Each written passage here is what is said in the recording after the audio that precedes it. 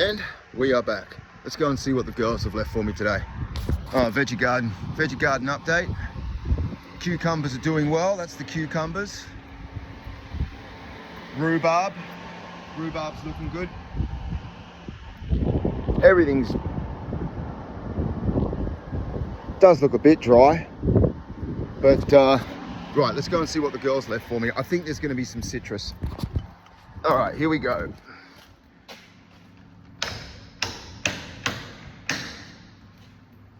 All right,